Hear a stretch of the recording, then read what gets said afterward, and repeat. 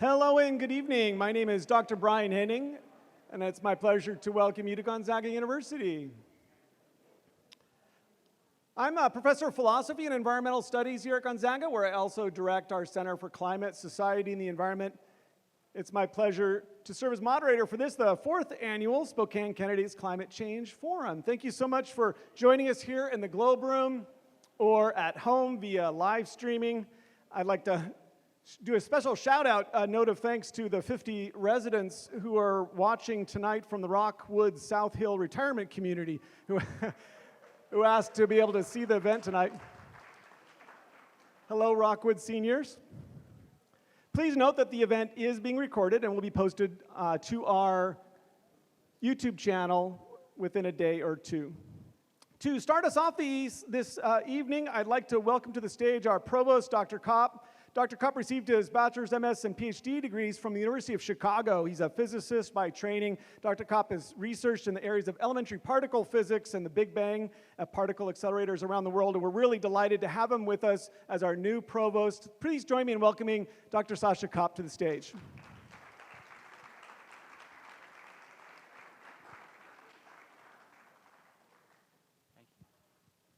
Thank you and welcome everyone. Welcome to Gonzaga's campus, whether virtually or here in person. It is great to see this group here today and welcome you to this important political forum.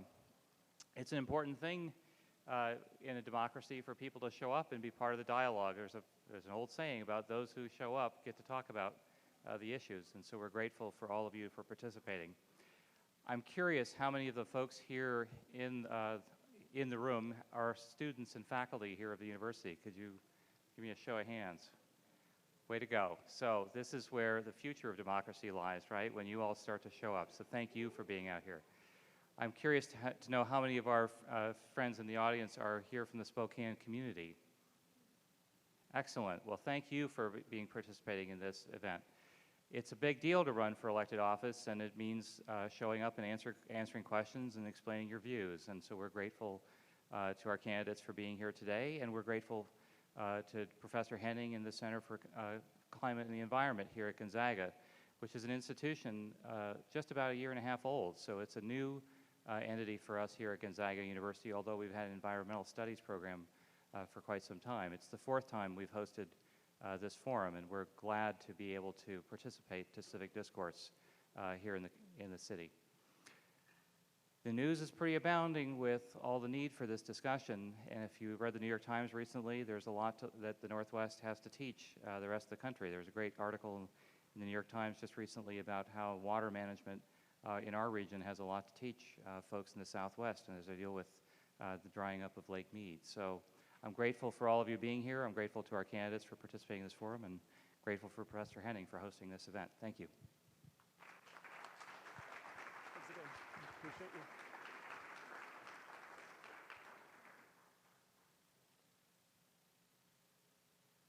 So, as we start, I'd like to remind us all that we reside on the ancestral lands of the Spokane tribal people, the people of the river.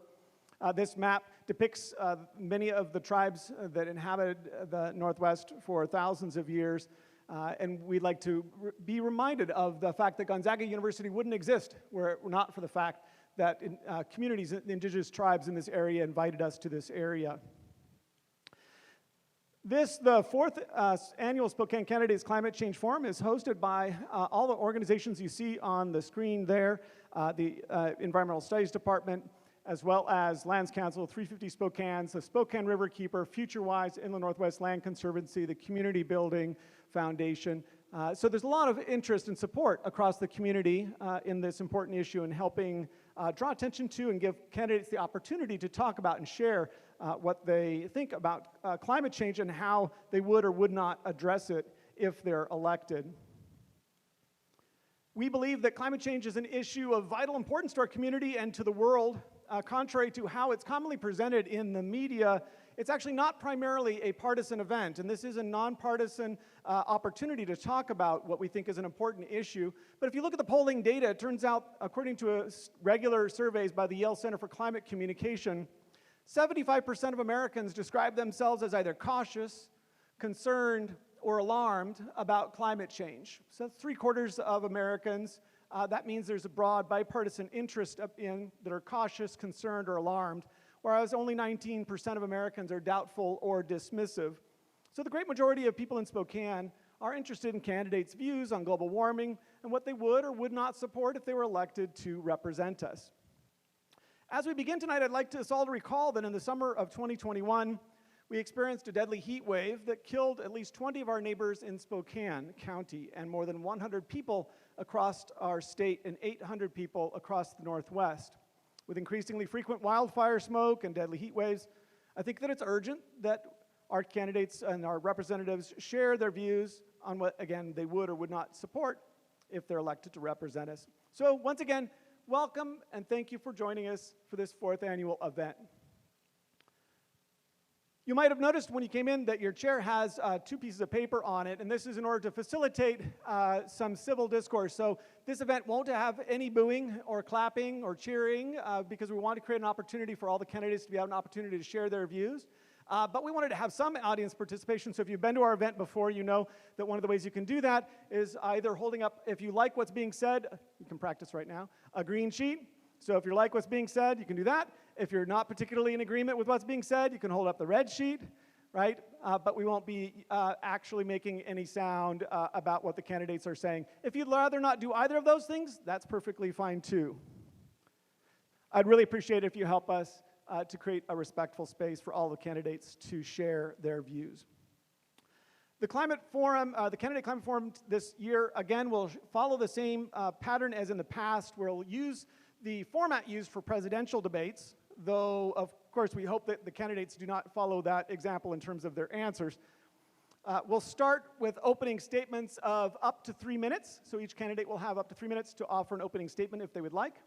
And then our moderators will ask a question, and each candidate will have up to 2 minutes to respond. At the discretion of a moderator, there can be a redirect for up to 1 minute. So it's 3-minute opening, 2 minutes for each question, with an option for 1 minute additional for the moderator. And then at the end of each segment, each candidate will have up to 90 seconds for a closing statement. So in keeping with the tradition that we started last year, the forum will be co-moderated by 2 students. This year we have with us Laurel Burlingame and Ben Brown. Audience, as we have not yet started the questions, let's for a moment suspend the rules and give a nice warm applause to Ben and Laurel.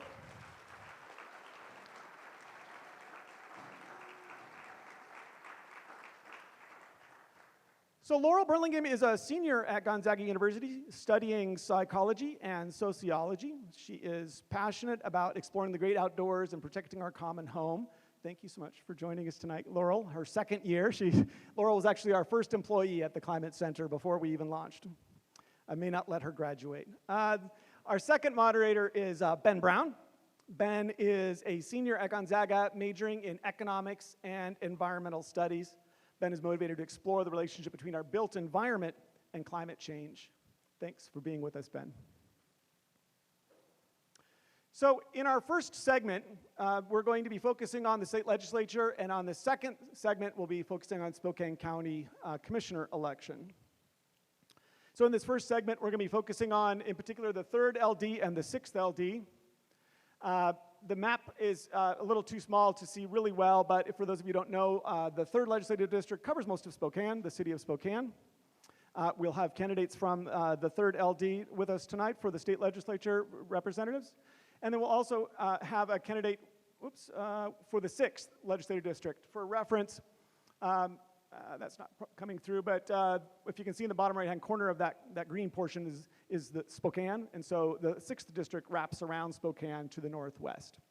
So we'll be focusing on the 3rd and the 6th LDs tonight in terms of the legislature. After the primaries, we invited all the candidates to join us this evening. One candidate, Natalie Polson, declined our invitation to attend.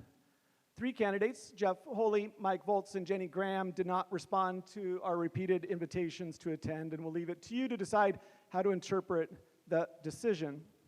However, we are delighted that we do have with us this evening 4 candidates for state representative. So candidates, as I call your name, please feel free to join me up on the stage And audience, feel free to give them a warm welcome as they do so. So in district order, I'd like to welcome candidate for Legislative District 3, State Representative Position 1, Scotty Nickel.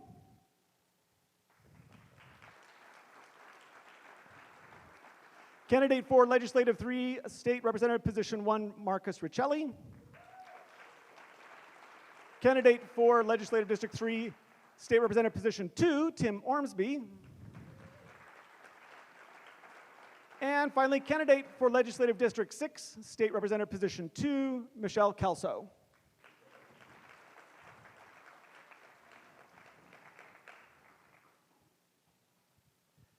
So candidates, just a quick reminder of our format. Laurel or Ben will pose to you a question, and you will have up to 2 minutes to respond, and we'll have up to a minute to redirect at our discretion. Our timekeeper tonight is Carly Hohenbein, sitting there in the front. Carly will hold up a sign. If you can hold up the 20-second sign, it will look like that. And then she'll hold up the stop sign, which looks like that. And if you could please, candidates, be attentive to the timekeeper so everyone is given an equal chance to speak. My inner German will really sort of assert itself on timekeeping, so I will keep us on time so we get out in a reasonable time period. And audience, please, at this point, remember our rules of engagement. Please only use the red and green sheets to express your views. And so with that, let us start with the first question, proceeding with opening statements, actually. And I'd like, if you could please start with candidate Nickel. You have 3 minutes, if you'd like, for an opening statement. And you'll just have to flip your mic on if you haven't already. Just up top.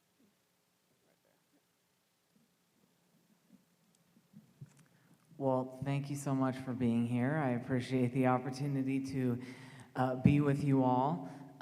Since, we're going to be focusing on the climate, I'd actually like to take this opportunity to speak a little bit more broadly as to why I'm running for state representative. So, first and foremost, I grew up in Spokane. This is my hometown, and I absolutely love it here. I actually grew up right next to Riverside State Park, so starting from a very young age, I was immersed in the outdoors. That was my backyard as a kid. I spent so much time by the river, so I truly do love the outdoors, and the access to nature that we have in this region is really special. I'm a musician as well. I'm a singer-songwriter. And some people have said, how did you go from that into politics? And actually, it's really not that big of a jump if you think about it, because music is about impact, and so is politics. And my goal, my ultimate goal in life is to have the greatest impact that I can possibly have for positive change. So as a policymaker, as a state lawmaker, what I want my role to be is to help people live their most fulfilled life. You can do that as a state lawmaker, and I'm so honored to even have the opportunity to do that. But my top priority is public safety. I was our mayor's assistant and our city administrator's assistant for 2 years, and during that time I built an extremely positive working relationship with our police department. And as we continue to have a conversation in America about how we want policing to work in our communities, I think the best way is through a spirit of partnership, a spirit of wanting to grow and learn together, not a spirit of animosity. So I'm extremely proud of what I did as a 29-year-old. I will also say that we had a $15 billion surplus in our state budget. I don't think our financials are being managed as well as they could be. And what I'd love to do, going back to my original point, is give people tax relief, and we could do that. And it would be an amazing way to help people live their most fulfilled life. Thirdly, housing. Housing is extremely important in our state, and something that I think I could accomplish in 24 months that I'm guaranteed in this role is to make it easier to build condos in Washington, which is very good for the environment. And we just have to change the liability laws to do that. We could accomplish so much. So I'm honored to do this, and look forward to this conversation. Thank you very much, candidate Nickel. Candidate Riccelli, over to you. You have 3 minutes, if you'd like, for an opening statement. Well, thank you, and thanks for having me at this forum tonight. It's awesome to be back on Gonzaga's campus. I think I'd like to start there. It's kind of my origin story of how I got into politics. I went to school here. I actually went to the business school at Jepson, and I got into business school wanting to make as much money as possible, and then you students know that the Jesuits kind of instilled philosophy and critical thinking. I got engaged a little bit in politics. I was a student senator, but really for me, my roommates noticed I was watching C-SPAN and maybe drinking beer, 21, for fun, and I thought that was kind of interesting. So that really led me to embrace that service to other mentality, and that translated to me to public service. And I've never really looked back. I walked into a campaign. I was about to be a stockbroker at Merrill Lynch. I walked into a campaign, eventually got offered a job where they said, you know, the hours are bad and the pay is worse, and I said I'd take it. I've had the opportunity to work for a U.S. senator, and then I worked for State Senate Majority Leader Lisa Brown as her policy advisor. I learned a lot. And then when the chance came, people kind of said, wait your turn, and I said no, and I jumped on in and got elected to the state legislature. In the legislature, I've been honored to work on a lot of initiatives. One of my most favorite initiatives regarding the kind of the environment has been of recent. We worked to protect some land, the Waikiki Springs. That's been a real passion of mine. But you know, I'm a father of 2 young kids, and we face the existential threat of climate change. So whether it be, you know, removing toxins from our Spokane River, or making sure that we can, I coach soccer, that we don't have another season of smoke season where kids can't get out there and live healthy, active lifestyles. I think this deserves a lot of attention. I think in the last couple years, we've passed a lot of policies that have moved us towards a cleaner, greener Washington state, and I hope we can be a model. I also think it's good for the economy. We can put forward green-collar jobs. We've done things like incentivize entities as we make that transition. For me, though, it deserves front and center. I want every kid in Spokane, I grew up in Spokane, to have an opportunity to thrive regardless of the zip code they're born in. I'm very involved in health policy. I look at this as also a public health issue that needs to be addressed. And I know that my kids, your grandkids, your kids, they face this existential threat, and we got to do something. Climate change and the devastation is on our doorstep, and the time to take decisive action is now. I'll be the kind of leader that you need to make that happen in our state legislature. Thank you. Thank you, Candidate Riccelli. Candidate Ormsby, would you like to make an opening statement?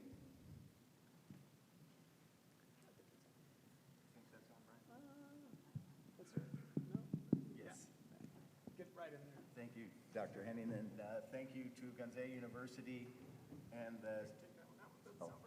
and the Center for Climate, Society, and the Environment, and particularly appreciative of our students that are here, and Mo and Ben, thank you.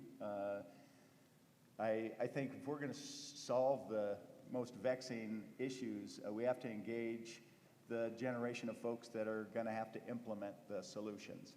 And I think particularly on some of these most vexing things, climate, gun safety, and racism and bigotry of every kind. The leadership has been demonstrated by young folks, and I just encourage you to continue in that role. As Professor Henning said, my name is Tim Ormsby. This is my neighborhood. This is a neighborhood I grew up in.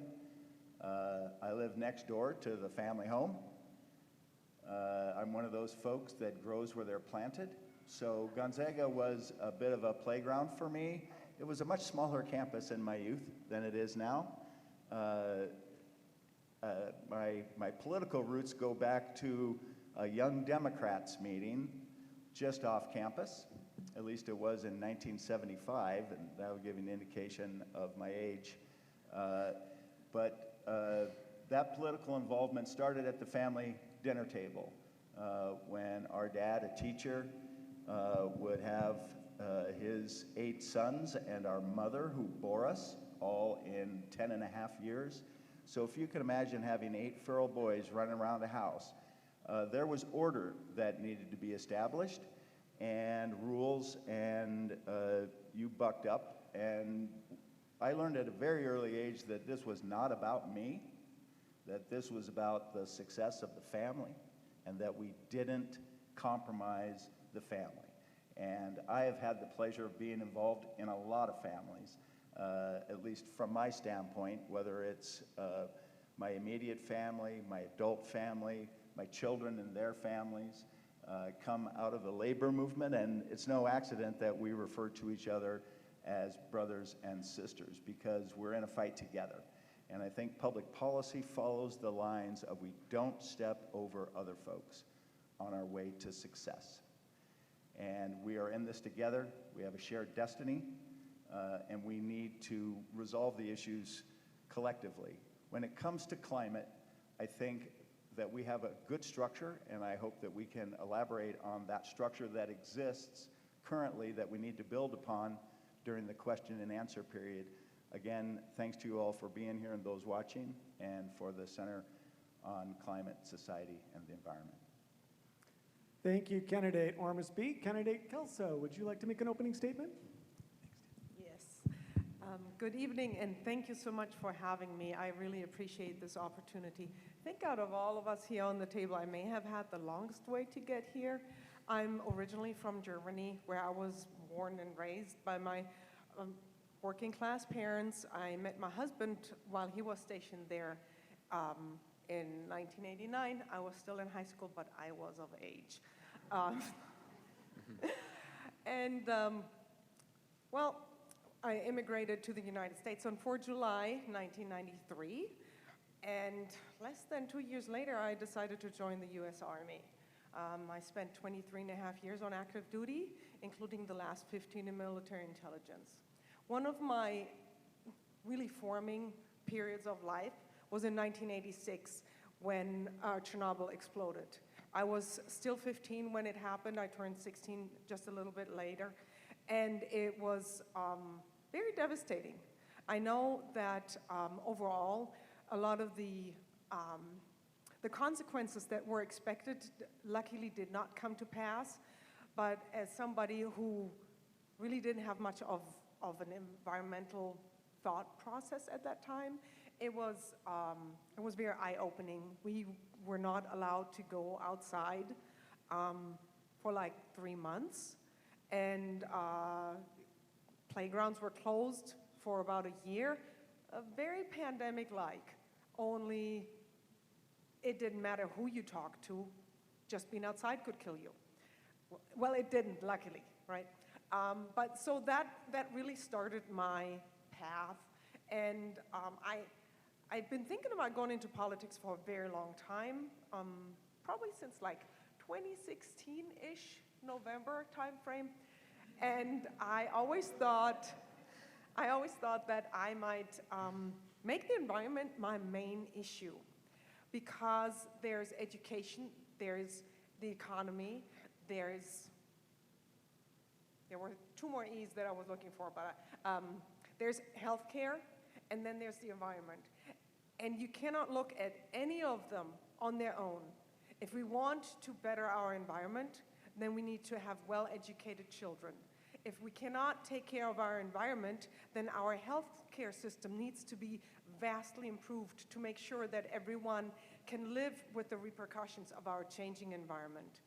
The economy, well, it putters along just fine right now, but when we start having more fire season, when we're having more droughts and we cannot grow our crops, climate crisis is affecting the economy as well. So you cannot look at any of these issues in a vacuum.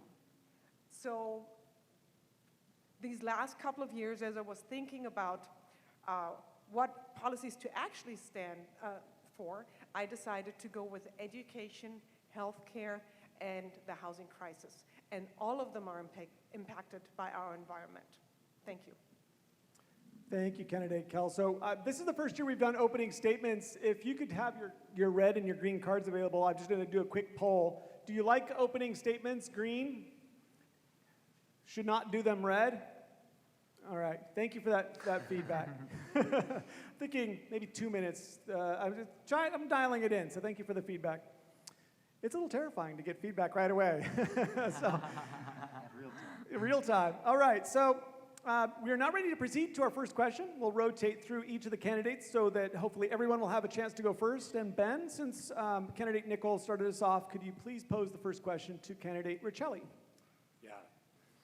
Hello to all you, and thank you for being with us here tonight. I would like to begin broadly. Imagine that we're 10 years in the future, and we have begun to make many of the changes necessary to begin addressing the climate crisis. How have we enacted that change here in Spokane? So, first to you, candidate Riccelli, what is your vision for the future of Spokane in the 3rd Legislative District in successfully addressing the climate crisis? Thank you. How much time do I have? 2 minutes. Excellent. My first vision is people playing and fishing in the Spokane River. I think that that's really important, and that it's been such a historical place for our community and for those peoples here before us. I think our real success will be if we've done everything we can to make that environmentally friendly, safe for people to keep with their traditions, and for people to enjoy and recreate. So that's one of the hallmarks. I think the other vision I have is for, maybe I'll still be coaching soccer then, is that I don't have to tell a bunch of 12-year-old boys or 9-year-old girls that they have to stay inside for 3 weeks because we have smoke and air quality. And by the way, we don't know the effects. As somebody who works in healthcare, we don't know the long-term effects that will have on people going forward. So I think we have a robust economy that includes green-collar jobs. We've shifted some of the extraction-based industries. We've shifted from some of our fossil fuel dependency into a way that we can be successful, green, clean. We see a lot of new modes of travel. For me, I think that it's really in the next generation with the existential threat. I see us in Washington State that's passed some significant policies on conservation, looking particularly at our built environment and looking at the energy standards that we have around our building codes, making sure that we're also, I think the best thing we can do is conserve what we have, and how we educate the public and have full buy-in, because it's so important for us to move forward with clean energy and fuel standards that make sense, and an environment that will be beautiful for generations to come. Thank you very much, candidate Riccelli. Candidate Nicole, same question to you. What is your vision for the future of Spokane in the 3rd Legislative District in successfully addressing the climate crisis? In 10 years, is that right? Over the course of the next 10 years. Over the course of 10 years. Well, I certainly hope that 10 years from now, there are salmon once again in our waters. I am very much for reintroduction of salmon into our water, into our beautiful rivers, and I actually got to be a part of an amazing experience in which we released some salmon into the Spokane River, not far from where I grew up. And it was such a special moment, and there was almost a spirit of reverence, really. But right now what they're doing is they're tracking to see how far the salmon are going, and they're finding that the salmon are having success. And in fact, we had double the runs of Chinook salmon this year as opposed to the last year, so it's very exciting. I will also say that I would hope our north-south freeway is done by then. I think that would be great. But in all seriousness, I want our water to be clean. I want our river to be cared for. I want there to be salmon in our river again. I want us to not be dealing with wildfires every year. That is not something that I grew up with. I do not have memories as a kid of growing up in wildfire smoke, so hopefully we're going to be better managers and stewards of our forests so that we don't have these wildfires. But I actually see a very exciting and beautiful future. And lastly, I'll say that over the course of the next 10 years, and hopefully I'll be able to help with my election as a young person into this office, but I hope that we're also going to see many more young people running for office over the next 10 years, because I think we have an interesting skill set, an interesting life experience that we've had, and we're going to make Spokane a model city in America. I truly believe we can do that. Thank you, candidate Nicole. Candidate Ormsby, what is your vision for the future of Spokane and your legislative district to successfully address the climate crisis? Well, thank you for the question. Thanks for making it, providing a context of time. So I'm going to go back to my, when I first ran for this position, was first time on the ballot after being appointed. I was at a forum, and a high-profile elected official said that the climate crisis was an imagined farce. And I would say the polling that Professor Henning referenced at the beginning, 20 years ago may have been flipped.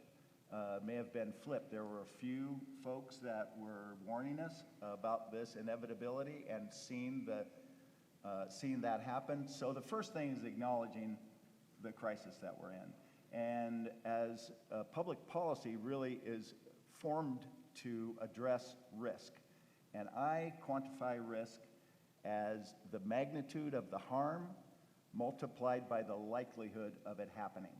And that puts it right up there. I mean, the Ukraine-Russian conflict has heightened our nuclear threat a bit, but this is very real. And so what I imagine for Spokane, and let's remember, we're a barometer community in a lot of ways. If they want to test market something, cable television, for example, Spokane was a test market for whether or not that was going to be successful technology. Thank you. So we're a barometer community. That means that it's not how will it play in Peoria, it's how will it play in Spokane. I think we can demonstrate our leadership here locally as a community, and I think that's why I invite young folks that are going to be dealing with this problem for years to come to get engaged. I think the implementation of what we have in place is going to be critical for us to realize the beauty, the natural beauty, and the, our civility that we have here locally. I'd like to see that be enhanced. Thank you, candidate Ormsby. Finally, candidate Kelso, what's your vision for successfully addressing the climate crisis in Spokane? Thank you very much. So one thing is that the climate crisis affects many of us in a different way. I personally am fortunate enough that I was able to afford to build a very nice house. I have actually a net zero certified house because I was able to add additional insulation. I have heat pump appliances. I have very efficient appliances. I have triple glazed windows. I have a solar system that offsets my consumption in the winter. The problem is that I was able to afford this because of a series of very fortunate events throughout my military career. But there's a lot of people in our community that do not have these opportunities. We have some folks who can or who do live in their own home, but that's barely all they can afford, to live in their own home. They are going to be much more affected with rising utility costs than I ever will be. And we need to make sure that we help those who need it more, who need it the most, with being able to make the improvements. Because the easiest way to save energy is to not need it. When we can get the majority of our homes in our communities, and not just Spokane, but throughout our state and the nation, to become much more efficient in their energy usage, be it electrical or natural gas, then we do not have to worry as much about what will happen when we need a little more.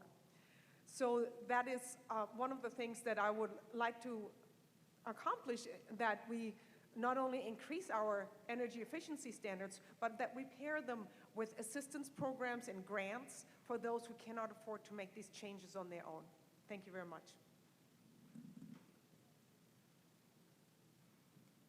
Hi. My question concerns climate change and water use. On average, Spokane County residents consume between 200 and 300 gallons of water per day, putting our consumption near the top of the communities in the United States.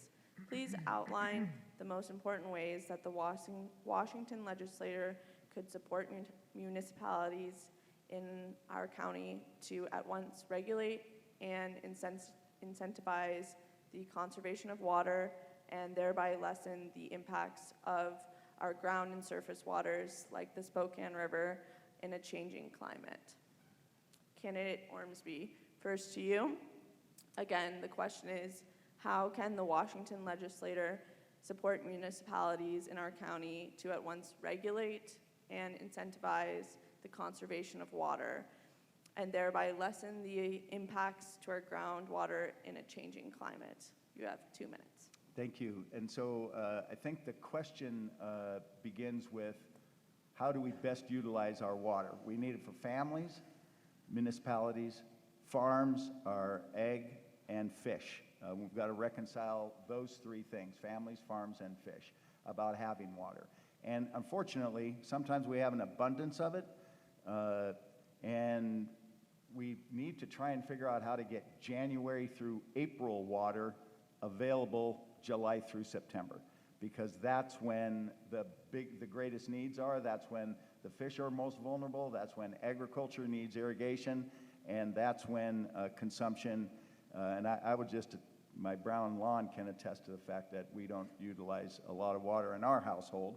But I do think that it is the Washington State Legislature has to come up with storage alternatives to be able to utilize, and this is not damming rivers, but this is smartly diverting portions of during high flow events for use later. We have to worry about the temperature of the water because it is not conducive to marine life, for example. If it's too warm, we know that.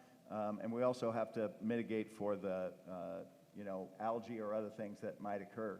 This is about being smart about our water resources, and with snow melt and snowpack not being what it has been historically because of climate change, we have to be smart about it. We used to be able to rely much more on nature, and now it was man-made problem. We have to come up with man-made solutions. So to clarify, would you support regulation or incentivizing or not? So I didn't hear either on regulation or incentivizing. Well, water I think use. it's both. You would support both? Yeah, I think. Okay. But, so this is not an easy question to answer in that what is the plan when we haven't entirely quantified the problem. Okay. Thank you. Now to you, candidate Nicole. If elected, would you vote, sorry, wrong spot. Now to you, candidate Kelso. If elected to represent the 6th district in the state legislature, would you support to regulate or incentivize the conservation of water? Well, it has to be both. There are ways to store water without building dams. It's called permaculture. And we need to incentivize the greater use of permaculture principles, both in our residential yards and in agriculture. There are farmers in other states, I'm sure there are some here in Washington, but their YouTube presence isn't as big as Dan Brown in North Dakota, who have managed to vastly increase the quality of their soil and need less water, simply through permaculture principles that also add animal husbandry into their programs. So we need to make sure that, for one thing, we need to educate people that those are things that work. A little bit closer. Thanks. And then we also need to make sure that they get the resources, there's the training available, and because just carrot isn't enough, we need to add a little stick to it, because sometimes you need to make people do what's right for them and right for all of us. Now, I like to have a very nice stick and a big carrot, but we need to have water for everybody. And I don't remember under what circumstances I heard it, but I was in a presentation where somebody said, if you look at all the water rights in the states that have been issued to people, That's more water than we even have on an annual basis. And so we cannot continue to run around with our blinders on and pretend that everything is hunky-dory. We need to ring the bell and let people know that action is needed now, not yesterday. Thank you. Thank you. Candidate Nicole, if elected to represent the 3rd District in the state legislature, what would you support to regulate or incentivize the conservation of water? Well, I would say that, over the summer, I doorbelled thousands of homes as I campaigned throughout this community, and I noticed something really cool. We have many households who are switching their yards, they're taking out their grass, and they're putting in drought-resistant plants. The city has offered rebates on people's water bills. We also have a program called WaterWise, which is a fun challenge for people to decrease their water usage. But as I don't think everybody in our city has heard about those programs, and so I'd be more interested in doing something like that, and that's actually more something that the mayor and the city council would do. I certainly don't support what our city council did, which I thought was very rude, actually. But they are penalizing. They want to penalize people instead of being kind and working with them in a spirit of partnership and actually telling them about the cool things that they could do to reduce their water usage. So I'm not for being rude. I think that we can actually do some really cool things as far as education, and that's what I support. That's the voice I'm going to be as a state representative. Okay, thank you. And then finally, candidate Riccelli, same question to you. If elected to represent the 3rd District in the state legislature, what would you support to regulate or incentivize the conservation of water?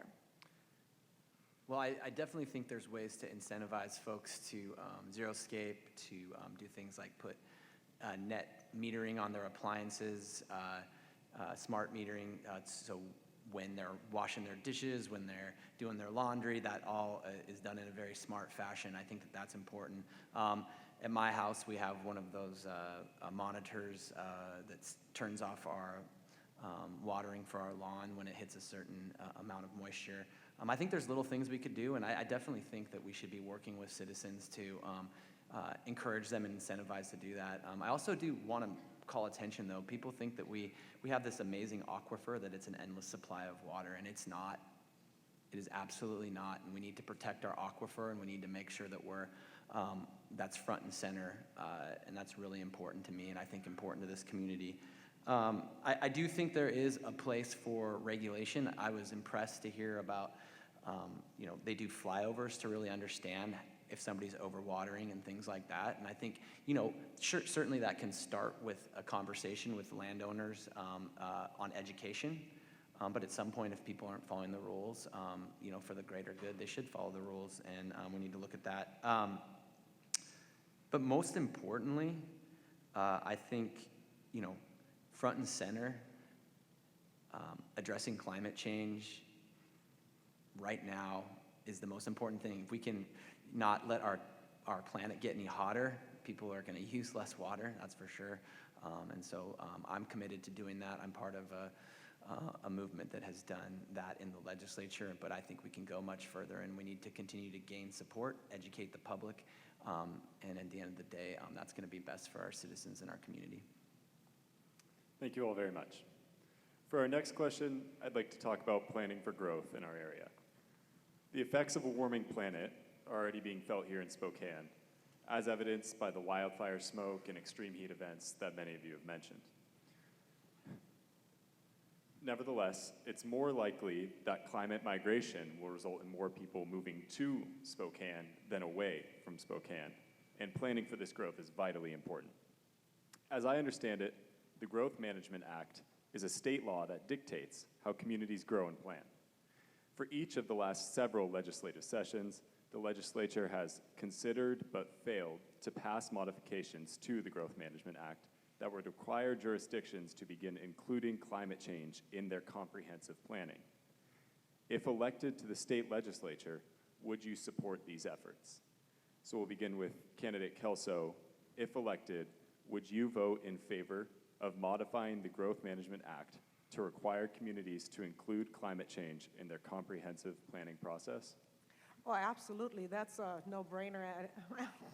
I don't see how we can do anything else. We have a severe issue with urban sprawl in this community.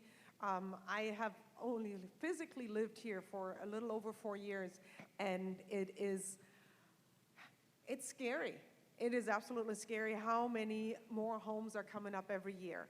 And having a legal requirement to not just say, okay, you can put your house here, we also need to make sure that we look at how does this affect our aquifer. Can we have a water treatment facility for the wastewater in that place? How are we going to deal with that waste when we don't have it? So it is something we need to have more foresight, because what we're doing these days is pretty much, oh, damn, that did not work. We got to fix this. So consequences are a lot more expensive to take care of than if we're dealing with it up front. And we need to be honest with ourselves. You know, coming from Germany, that is a country the size of Montana with 85 million people in it. There is urban sprawl there as well, and there's the dream of the single-family home and everything. But growing up, I've never lived in a single-family home. My parents were renters. My mom is still a renter. She still lives in the apartment that I grew up with, and her landlord has improved the insulation. Her electric bill, well, her energy bill has gone down over the years. So we need to build up, not out. And as we're building up, not out, we need to make sure we are building to renewable standards and incorporate green building practices in everything. Thank you. Thank you. Now to you, candidate Nicole. If elected, would you support modifying the Growth Management Act to require the inclusion of climate change in the planning process? No. Actually, what I think we should be doing is what I mentioned in the beginning, which is a much smarter path forward, actually. I think we need to make it easier to build condos in Washington. And I'm still waiting to know why you didn't do that in 10 years, because it actually would be really great for our environment.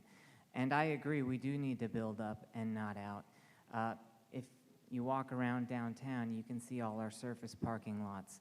I don't like to see that. I think it's actually very healthy for a city, and it's been proven to be very healthy, that when people live downtown, it's a thriving environment. So one way we could do that is we change the liability laws, make it easier to build condos in Washington, and that would be a great way to combat some of the urban sprawl that we might see. But actually, I think that community-based decisions are better when it comes to that kind of thing. You know, when I was the mayor's assistant and the city administrator's assistant, one of my favorite things to do was talk to our planners and our engineers. We have incredibly intelligent city planners, so I trust them. We have a great economic development director. We have a great planning director here at the city, so I believe in community-based decisions. But as a state lawmaker, I think one way that I could help is to make it easier to build condos in Washington, and I'm confident we could actually do that in 24 months. I'm not going to sit up here and tell you that I could change the world in 24 months. I want to be very authentic with you about what I think I could accomplish, and I think that doing condos in Washington would be great for us, and it would be great for the environment. Thank you, candidate Nicole. Now to you, candidate Riccelli. Would you vote in favor of modifying the Growth Management Act to include climate change in comprehensive community planning? Certainly, yes, I would. I also, I served as city plan commissioner, actually, as a Democrat before elected, appointed by a Republican mayor, because I am really interested in solving problems and bringing solutions. I got to be honest with you, I have supported condo legislation, but I don't think that's a silver bullet to addressing climate change or making sure that we're planning in a smart way. I think have shown with Help, my it's a track way record to of help, success. and you had 10 years. Yeah, okay. So, and I just want to communicate that I will remain civil and look forward to having a good conversation tonight. So anyway, from my standpoint, though, we have to build smartly as well, and I think I've shown that in my track record. I've led investments in our Central City line. We have multimodal investments that have invested heavily in our University District Bridge. I support and have supported a lot of funding for bike pathways and walking pathways. So I think how we plan is critical, and I think I have that experience as a plan commissioner and as somebody who's served on the Transportation Committee and led our revenue packages that, by the way, have invested a lot of money. Before I was in the legislature, Spokane got 80 cents back for every dollar they put in gas tax. Since I've been there, we passed a package in a bipartisan fashion that got $1.30 back in projects, and those were projects that were both roads, but were also multimodal and in pedestrian and transportation. So that's the kind of leadership that I want to do. I think we can do it in a smart way, and I look forward to continuing to lead on that issue and not interrupting people. Thank you. Finally, candidate Ormsby, if elected, would you support these modifications to the Growth Management Act? Yes, I would, and in fact, I have, because the House, for those of you that like to do a little bit of research, House Bill 1099 was before the legislature, improving the state's climate response through updates to the state's comprehensive planning framework. And it came through the committee that I'm fortunate enough to chair, the Appropriations Committee, and did vote for it in the Appropriations Committee. And through the legislative process, got stalled, was up for debate, the very last thing that we were going to do before we left the 2022 legislature, and devastatingly, disappointingly, that did not occur. And sometimes, as Representative Riccelli is famous for saying, sometimes there's politics in politics. And that was, it died for a lack of time and lack of attention. I want to emphasize something that Ms. Kelso mentioned earlier, which is conservation. That is our best generation. And avoiding having to do generation, particularly as we transition to a more electrified economy, relying less on fossil fuels and the damage that is associated with that. We have to do it smartly. We have made a lot of efforts in the built environment, going back to 2005 when you thought the sky was going to fall, when we created LEED building standards. That was in 2005. There is not an architect alive that doesn't know how to do that. But we were going to disrupt the entire built environment by creating green building standards. It didn't happen. We've got to lead with our chin on this. We actually have to get out there in front of this, and I am for doing that through the Growth Management Act and planning framework. Thank you, candidate Ormsby. One last question for you four. The largest sectoral source of climate pollution in our state comes from transportation. We need to transition to electric vehicles to reduce these emissions. However, we also need to fund the roads and bridges from the sale of gasoline. How can we both reduce climate pollution from transportation and have safe, well-maintained roads and bridges? For instance, should Washington phase out gas taxes and shift to road use taxes? Candidate Nickel, I believe it's your turn to go first. If elected to the state legislature, how would you reduce pollution from transportation while still funding road infrastructure? Well, you know, as I understand it, only 20% of our emissions come from transportation. So I'd want to have a look at the numbers that you were suggesting. But I will say one thing I don't support is taxing poor people, and that's what's occurring right now in Washington State. Marcus actually passed a bill that increases the tax on fuel, and who do you think that's going to hurt? That's going to hurt poor people. It's going to hurt working class people, so I certainly don't support that. I think what I would do as a state lawmaker is, again, I want to be very authentic with you all. I have 24 months. So I want to remain very focused on what I could actually accomplish. During that time, I'm not going to stand up here and overpromise to you all.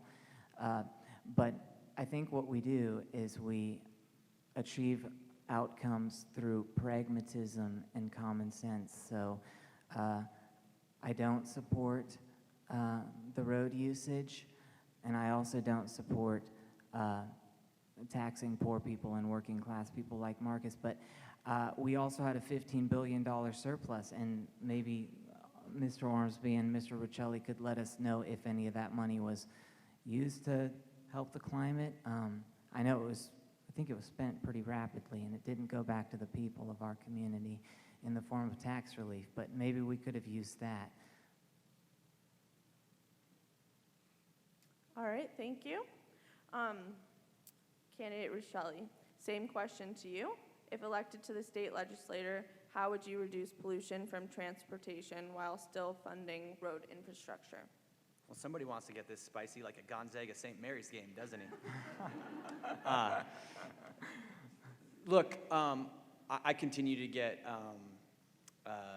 criticism by my opponent for supporting the low carbon fuel standards. I'll withstand that. I think it was an impressive move for our state and a move forward.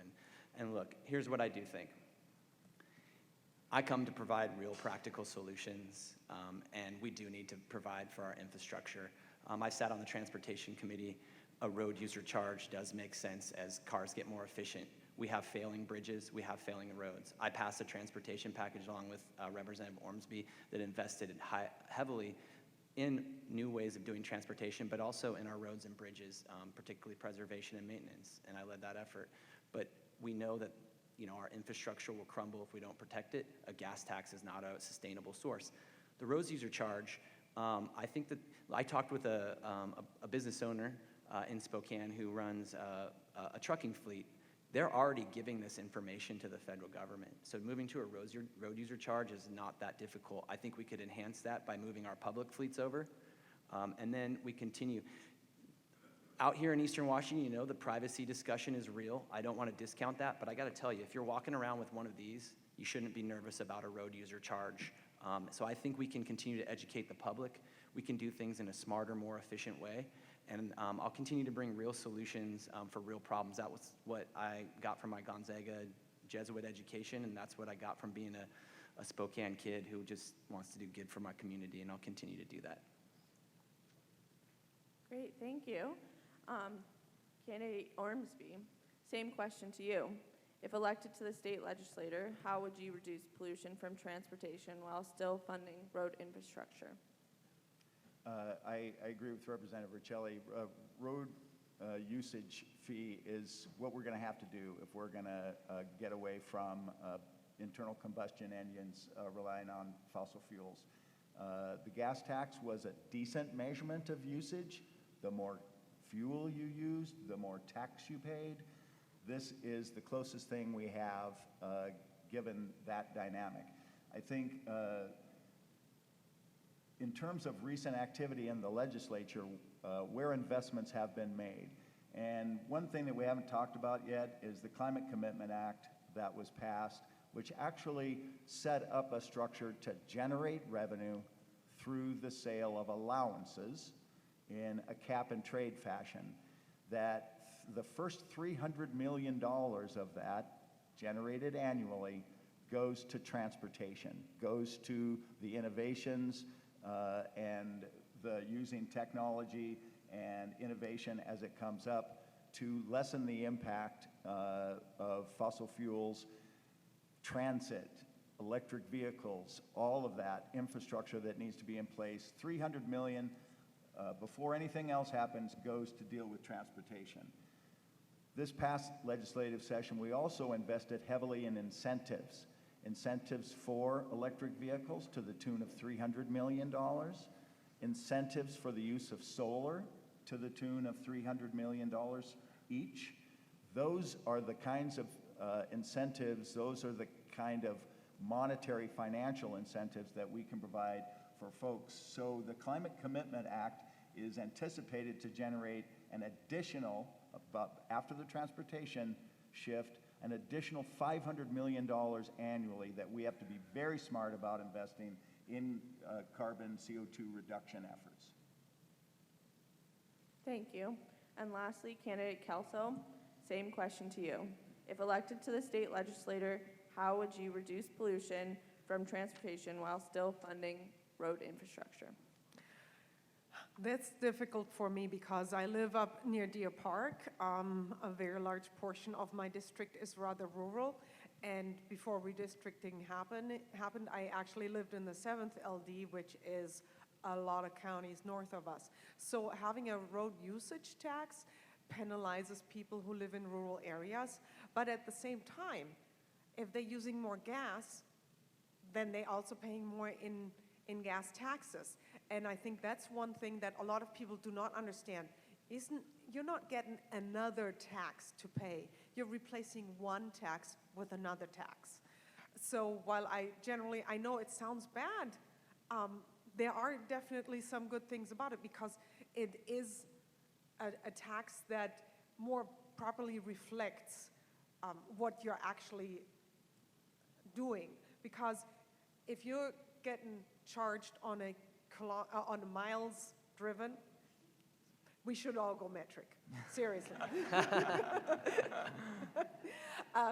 If you get charged on miles driven, but not on fuel used, then you're not getting, if you're having a vehicle that gets 15 miles a gallon, you're still only paying for the 20 miles you went, which is one fee. And if you're taking not my vehicle because it's electric, my husband's vehicle who gets 35 miles to the gallon, he's still going to pay for the 20 miles, that he went.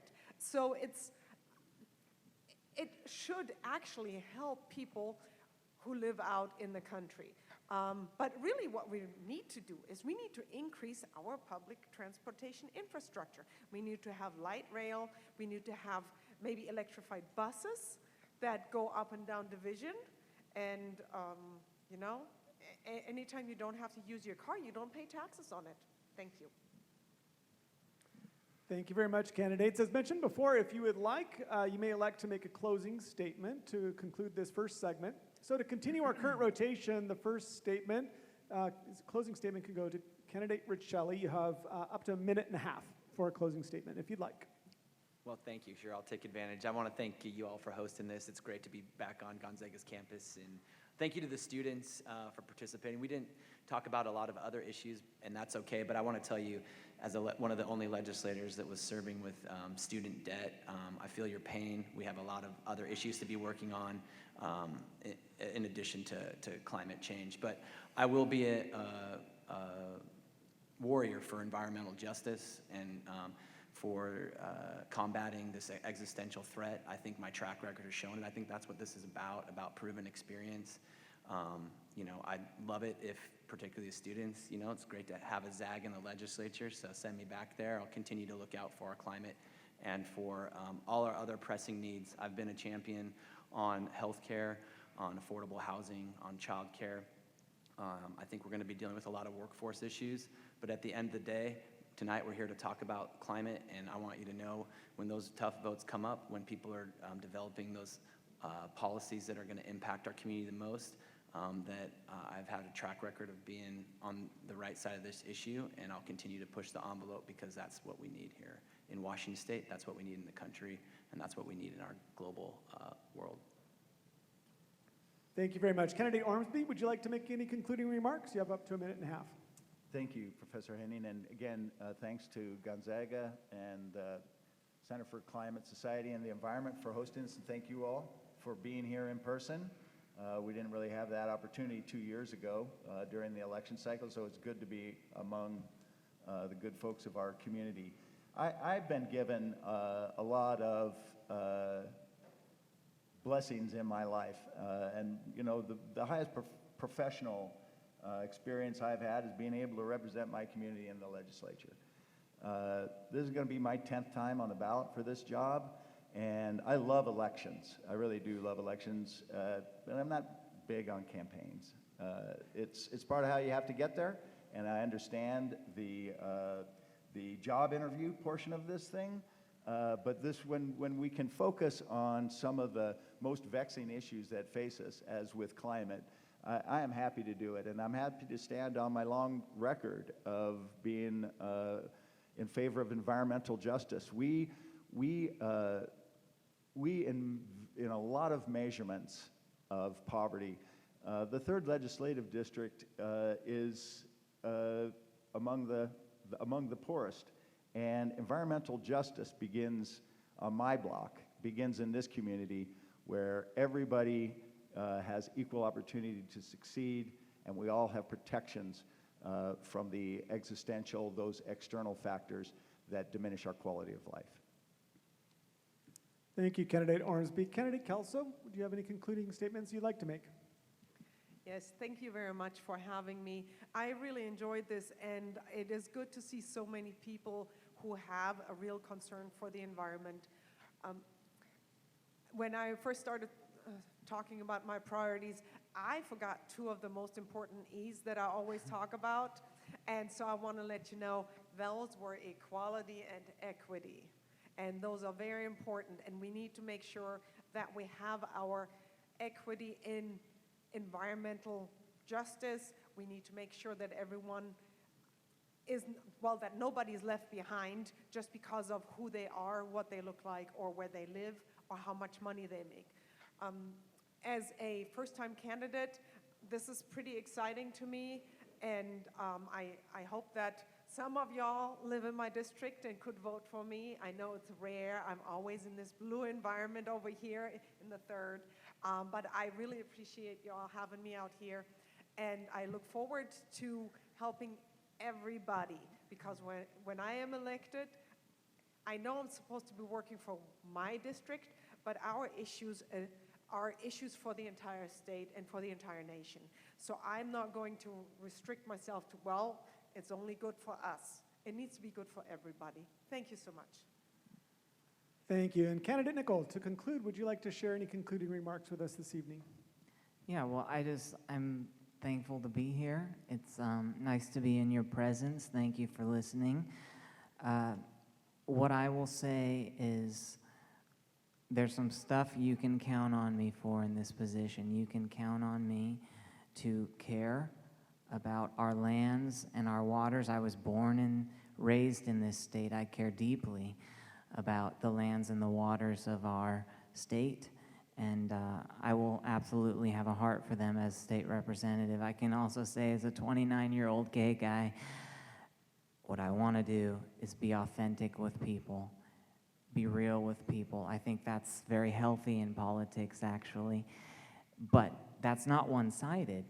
I want people to be authentic with me, and so when I reveal myself to you, what I'm hoping is that you'll reveal yourselves to me, and that we can move forward and do some incredible things in this community, in this state, and we can be an example all over this nation.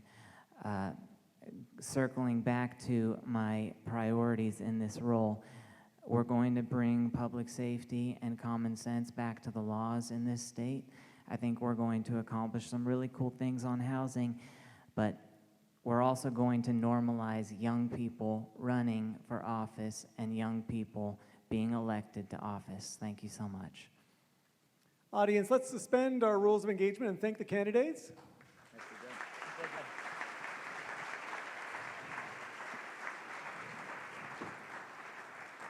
Really appreciate the candidates being here with us this evening during a very busy time in their schedules to talk about this issue with us this evening. So our second segment of our evening is going to focus on the races for county commissioner.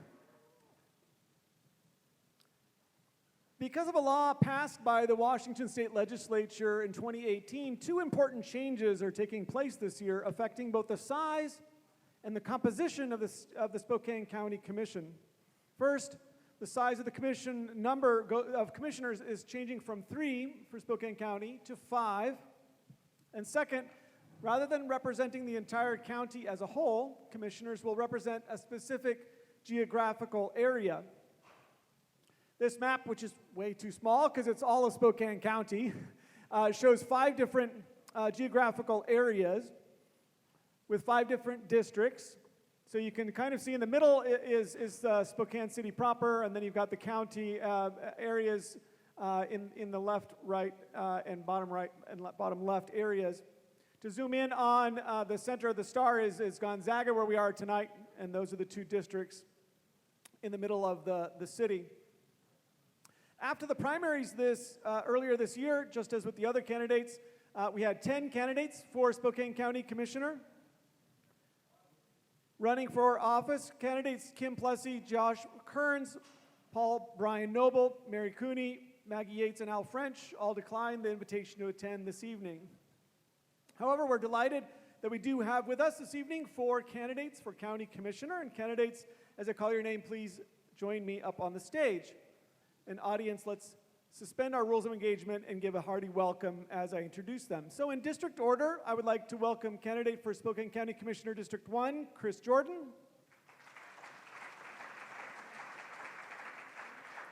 Candidate for Spokane County Commissioner District 2, Michael Cathcart.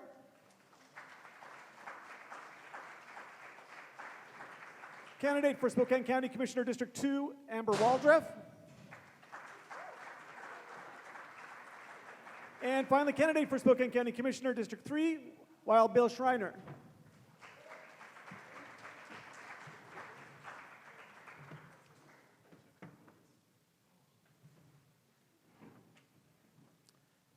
As the candidates join us, just as a reminder, candidates, I will pose, Laurel and Ben will pose a question. You'll have up to 2 minutes for a response.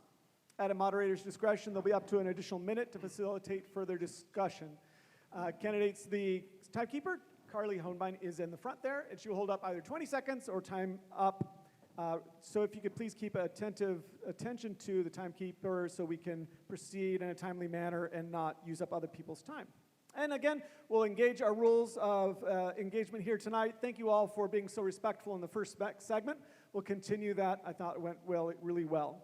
So, candidates, we'll start with opening statements as with before, and we'll start with candidate Jordan. You have up to, I'm going to say 2 minutes for opening statements for the candidates. So 2 minutes from candidate Jordan.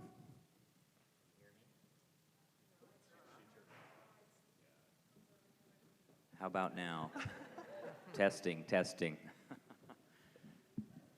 Well, thank you everybody for being here. There's a lot of names up here, but this is me, Chris Jordan. I'm running for County Commissioner in District 1, which we're all learning our County Commissioner districts this year. It's a new setup thanks to a change in state law. So I am on the west side of the city of Spokane. The district runs from 29th Avenue on the South Hill up to about Meade High School on the north side. So it's mostly in the city of Spokane, but it does have some unincorporated county in it as well. Just to tell you, we were doing some origin stories earlier. I went to Meade schools, K through 12, born and raised in Spokane, 4th generation Spokaneite here, and I wanted to be a Major League Baseball player as a kid, not a politician or attorney. And I'm excited about the Mariners being in the playoffs, but just to briefly tell you about that, my grandfather was a Major League Baseball pitcher, and he went to LC, pitched in the majors, came back and taught high school in West Valley and coached kids. And so he was my hero. He passed on a love of baseball, commitment to public service, helping children, but the talent did not trickle down, just like sometimes the tax cuts don't trickle down.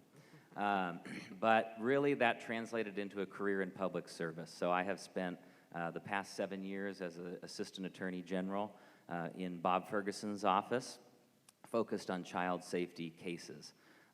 That involves working with families in crisis, and it's been a real education about some of the struggles that people in the community have.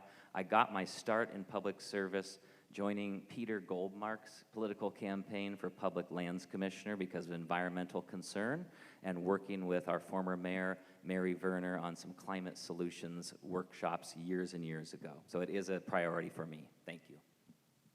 Thank you, candidate Jordan. Candidate Cathcart, over to you. You have up to 2 minutes for an opening statement if you'd like. Yeah, well, thank everybody for being here, and those watching on the live stream at home or playback later on. Appreciate the opportunity to chat with you guys a little bit.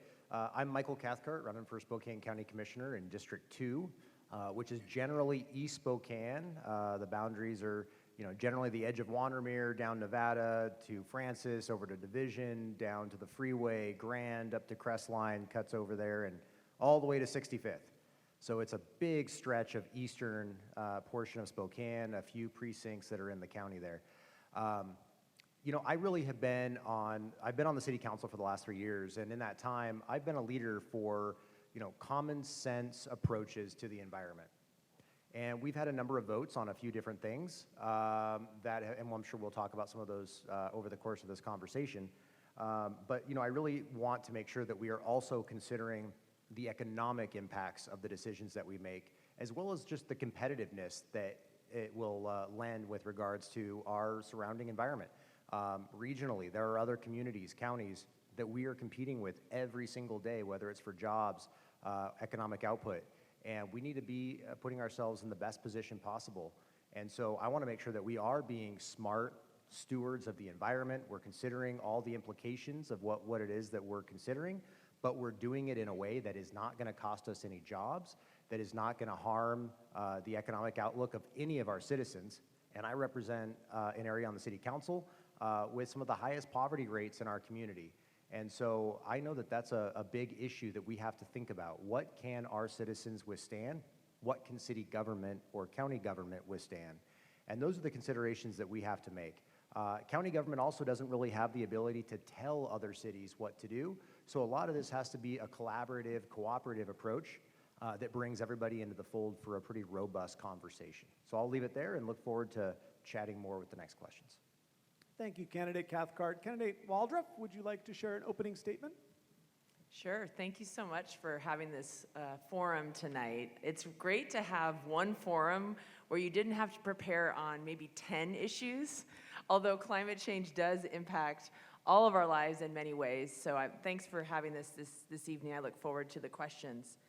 I'm running for county commissioner because I really do, I am concerned about families here in Spokane County, many people who are struggling.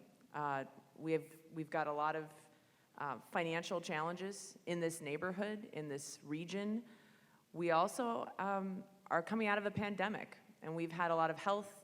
Health has become much more important, and I think it was Representative Riccelli earlier who said that really climate change and the climate crisis for me is just as much of a health crisis as it is, an environmental crisis. So I hope we get to talk about that a little bit more this evening. But my background is actually in environment and public health, and I got cut my teeth as a community organizer working on Hanford cleanup for many years, cleaning up the largest nuclear disaster here in the Western Hemisphere, just a couple hours south of us. So I got to know a lot about clean water issues, and that's what brought me back to Spokane. I was born and raised here.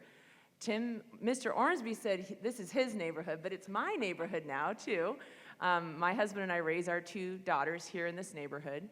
And when I moved back to Spokane, I got involved with the Lands Council. And I worked a lot on cleaning up the Spokane River, helped start a education program, working with our immigrant communities to try and educate folks about toxics in our fish. Then I was elected to city council, and I served for 8 years. And during that time, I'm really proud of the work I did. We had the largest Spokane River cleanup project in the history of Spokane, and also very proud of the work I did on transit issues. So thanks so much for having me. Thank you, Candidate Waldrop. And Candidate Schreiner, would you like to share an opening statement? Sure. The reason why I'm running is because my current representative for Spokane County, that's currently District 1, now it is District 3, no show, has no answers. And I experienced that. I've worked for 3 different counties. Get right in there. And I've seen standards that exceed every standard I've seen.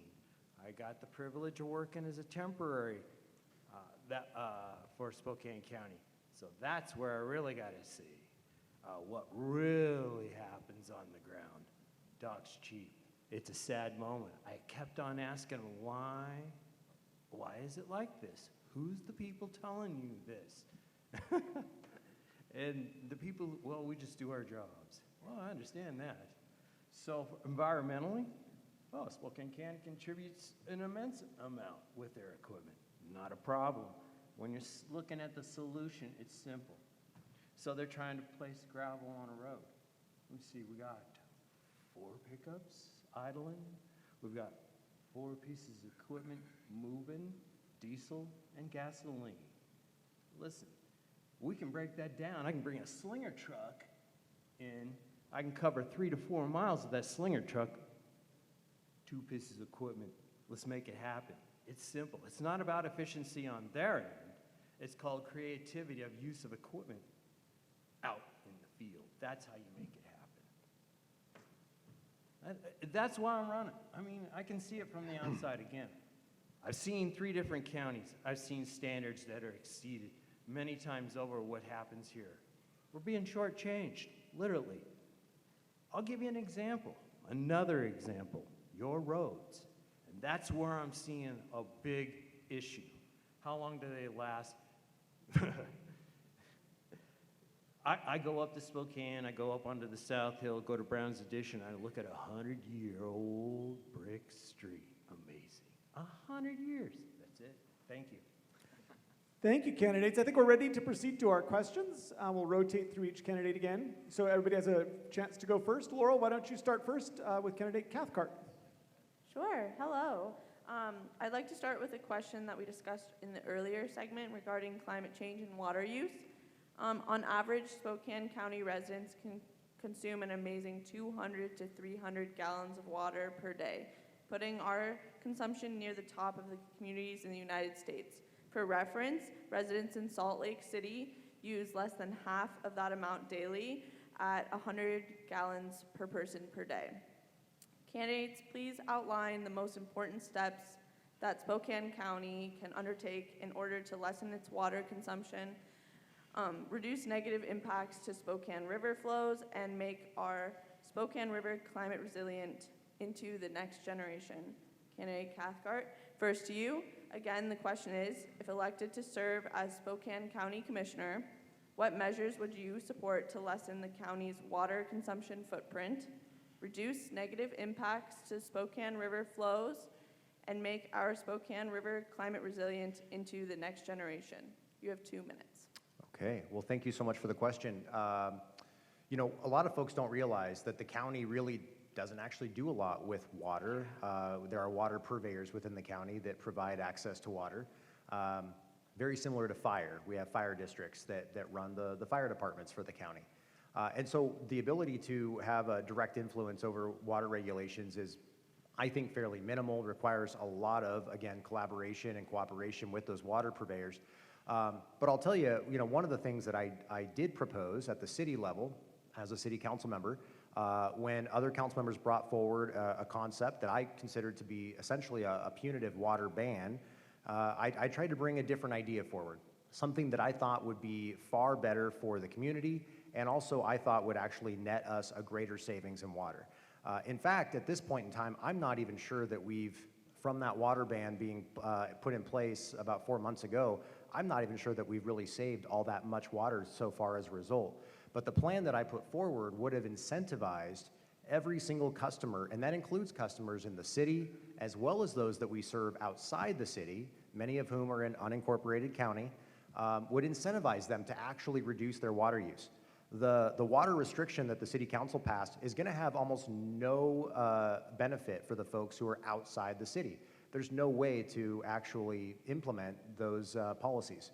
So an incentive model that would have encouraged a year-over-year reduction in usage, I believe would have actually netted us already water savings, and I think we would see some pretty significant savings down the road. So we have to be good stewards of our environment, we have to be good stewards of the aquifer, think about the impacts that we're having, but the fact is we have to do it in a way that people can actually follow. And I just don't believe that punitive measures, bans, restrictions is a way for people that are actually gonna follow and listen. Most of the neighbors in my neighborhood do not follow the water ban. Thank you, candidate Cathcart. Just to clarify, would you bring forward something similar to what you brought forward at the city level, at the county level, if you're elected? I would absolutely have a conversation with the purveyors on how we can incentivize reduction of water use, yes. Thanks. Thank you. Now to you, candidate Schrainer. If elected, what would you support to regulate or incentivize the conservation of water? What the people want. If they want to, you got to understand, if they want to use water, they're paying for it. If that's it. There's wells out there. How did you guys come up with that conclusion on the water? In regards to, hey, we're using the new toilets. It uses less water. But the less water you use, the less they bill. How do they pay? Just like the road tax, fuel tax. I agree with Mike. We're not here to regulate, but if we can educate, that's the way to play. This will help you. I mean, dollars and cents. I live in a water district. I can punch a well. You can't meter and tell me how much. I mean, that's it. There's how many wells out in that district?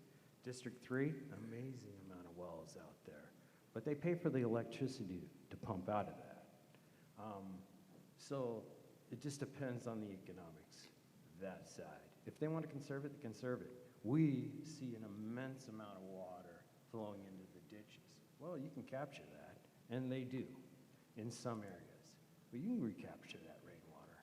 You can go through those ditches. You can salvage it if you want. So to clarify, would you vote if candidate Cathcart was elected and he brought forward an incentivization program to incentivize water conservation, you would be in favor? Oh, yeah, this is called teamwork. It's dream work. Okay, thank you for that clarification. Thank you. Candidate Jordan, if elected, would you support to regulate or incentivize the conservation of water? So water is a critical issue for people in our community. We have the Spokane River as a centerpiece of our city and our way of life here. Like many people, I grew up on the lake, right? And that means a different thing to every person who says it. But so many people here in Spokane spend time on lakes, rivers, trails, etc. And I think that we have got to do better to conserve water. We've got to find a way to do it. I've been reading articles nationally about areas in Utah and other places essentially drying up, and we can't have that happen here in Spokane. We've got to be looking at things like the reduced snowpack and taking practical steps. I would like to have a county sustainability action plan developed. I think that's one way that the county can follow what the city of Spokane's already been doing and leading. Unfortunately, I think the county is a bit behind. I think that a discussion about specific regulations around water use is further down the road, but we can start by bringing the experts together to identify practical steps that we can take to mitigate and conserve water. Thank you. And lastly, candidate Waldrop, if elected, what would you support to regulate or incentivize the conservation of water? Well, thank you. It is a little tricky at the county level, so I've been thinking about how we might be able to do that. I do think if there's a way to do that as a county commissioner, I would definitely support it. One thing I was thinking about earlier this year was that, so for instance, the city provides water to many of the city of Spokane provides water to many of the unincorporated county areas. So when the city passed the ban on different time frames, my thought went to, well, what about the water users that live outside the city limits that are using city water? And so I think there's a partnership opportunity there, or maybe starting with incentives, which might be a good idea, but there's a fairness and an equity there, that everybody is using our water, and everybody should also be trying to conserve that water. So I think there's something that we could do in partnership with the city for those unincorporated areas. And then I was thinking about to the north and the wells that you were talking about. The other area I think the county can be stronger and play a better role is in growth decisions. Because yes, the county doesn't run the water districts, but the decisions the county makes about where development and growth goes impacts those different areas. Like I know the Little Spokane River watershed, it's been overused and too many wells there, and that was been impacting the quality of the Little Spokane River. So what we need to do is work as a region to identify which areas where we can grow best and where we have the best water access, and the county can play a really strong role there. Thank you all very much. As you all know, with over 500,000 people, Spokane County is the 4th largest in the state and the largest in eastern Washington. Yet, despite its size, Spokane County does not have any concrete goals to reduce climate pollution or plans for mitigating it. This brings me to my question, first to you, candidate Waldreth. If elected as Spokane County Commissioner, would you support the adoption of specific climate pollution reduction goals and the development of concrete plans to achieve them? Yes, I am very interested in pursuing similar to what the city has done around a sustainability action plan. I think the challenge is we need to get some data first to understand. The city's sustainability action plan is excellent. You can look, and there was a lot of data developed around where are the carbon, where is it being emitted? Is it transportation? Is it buildings? There's really good data, and then when you have that data, you can then set goals around trying to reduce emissions, right? So I think there's a lot we can extrapolate from the city plan for the county, probably, but the county is different. There's probably less buildings. There's probably actually more green space than in the city. So I'm interested in seeing if we can gather that data and then identify, what strategies would be appropriate to set those goals, as a county, in partnership with all of our cities here. We got to work in partnership, and I think the Sustainability Action Plan for the city states that. Like, it's only really possible in partnership. Thank you. Candidate Schreiner, same to you. Would you support the adoption of climate pollution-specific reduction goals and development plans to achieve them? Sure. If the citizens of Spokane County District 3 want that, you present it to them. Here's the information. I represent you. If you want it supported, remember, they own this part of the county. I don't. I represent them.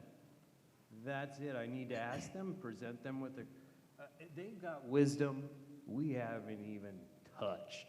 I'll give you one. There's solid waste out there. There's dumps out there. Methane. Where does it come? Gets into the atmosphere. Right now they have some solutions. Methane capture. Here we go. Let's burn it. Or they convert it to natural gas. We can sell it to a Vista. Not a problem. King County finally woke up. We were burning millions and millions of cubic feet of methane from a landfill. Now they capture it. Now they sell it to Puget Sound Energy. It's amazing. So methane capture. There's a lot of ways to play this game, literally. And the wisdom out there is amazing. Don't think electric. I brought in my fuel cell, hydrogen fuel cell car. As soon as the consumer wants it that way, or same with general transportation, hydrogen fuel. Hey, you guys make the choice. I've got 2 hybrids. Oh, they're wonderful. Don't get me wrong. But the state, yeah, you're not paying gas tax. We're going to tax you for that. That's how it really works. I know, I feel the pain. But I enjoy. I got to tell you, I enjoy electricity. It's amazing. It's a wonderful tool. Even the rail. That's an electric train. Yes, we have a diesel engine to run that train. We can convert that to a hydrogen fuel cell. I'll give you an example. PACCAR, Pacific Car and Foundry. They're teamed up with Toyota. They're running a truck off Toyota fuel cell system. It's already realistic. It's already here. Now it's just get the infrastructure in. Let's roll. And you can produce it at home. I think you're out of time. Okay. Sorry. Thank you. Thank you, Candidate Schreiner. Candidate Jordan, the same question to you. Would you support the adoption of specific climate pollution reduction goals and the development of plans to achieve those goals? Yes. And I'm going to be a little bit of a broken record here on this issue, but I think echoing candidate Waldrop, the way that you do that is how you ask, how can we be part of the solution as the county? And you bring people together. You bring people together to create a sustainability plan that takes into account the best science, the best input from the community, and identifies those practical steps. I do think it's important to remind people that the county is a creature of the state, right? It is subject to state law, and it only has authority insofar as it's been given authority by state statute and policy.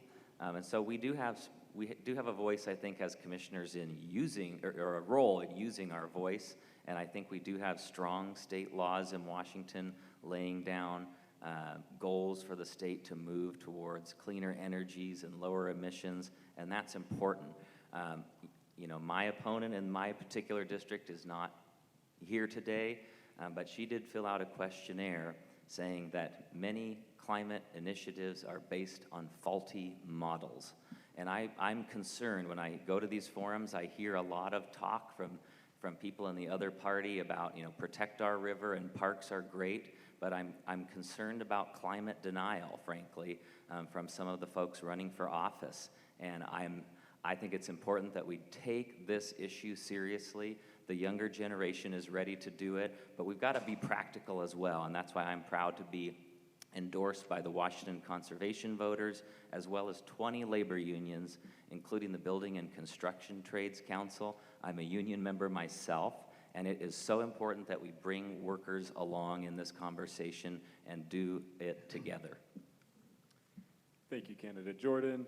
Lastly, Candidate Cathcart, would you support addressing climate pollution through the development of reduction goals and plans to achieve those goals? Well, if the state decides that that's going to be a requirement for us to plan for, I mean, we have to follow the law, and of course, I would support doing that.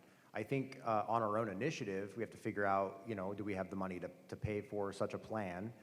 It does take a lot of time and energy, but also the county is just a different creature, as has been mentioned, than the city or other entities across the state of Washington. So we have to take all that into account. All that being said, I mean, I think there are obviously a lot of common sense things that we should be talking about that would go into such a plan. You know, things like talking about the urban tree canopy. There are areas that are in unincorporated county that would, I think, really be bolstered by seeing more urban trees planted and things like that. So there's a lot of things we can do that are common sense that we should be talking about.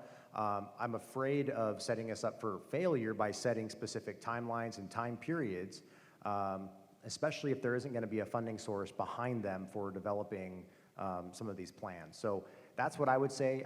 The other part of this too is we have to consider, I think, the feasibility, again, the economic analysis, the feasibility of what we're doing. That's something that I fought for really hard in the last version of the Sustainability Action Plan that was passed. I think we have to think about, you know, what are the impacts of the decisions we're making? What is the cost to reduce this carbon? And are there cheaper ways that we can reduce carbon in other areas? And let's start lining up the low-hanging fruit and tackling it as we can. So I think that would be the best way to go about it. Just to clarify, when we evaluate the cost, should we consider both the cost of implementing the actions as well as the cost of not implementing the actions? If we can get accurate data on that, of course. And if the first part of your question, or first part of your answer, when you said that if the state legislature required it, are you saying you would if we were forced to only, or? I'm saying I wouldn't not do it if we were required to, but what I'm saying is on our own initiative without state support or a requirement, I think we have to think about a lot of different aspects of how do we pay for it, how do we put it together, what goes in it, etc. Thank you. Thank you so much. For our next question, I'd like to return to the question about thoughtfully planning for growth in our area. If elected as Spokane County Commissioner, would you focus on increasing the density of development in existing population centers or look to encourage the development of new lands? Is it possible to conserve open spaces while also increasing in population size? If so, how exactly would you achieve this? What concrete plans would you advise? Candidate Schreiner, first to you this time. If elected, would you support greatly increasing the development of open spaces or encourage more density? What specific plans would you support or not support as Spokane County grows? You have 2 minutes. The developer's already made that decision. The land has been purchased. Now it's sewer districts. It's infrastructure to support that. They already buy it. I'll give you an example. Mr. Douglas has already purchased the properties. The infrastructure, if the sewer is active in that district, it's already going to happen. Your future's already been determined up to a certain point. Now, as far as internal density, I agree.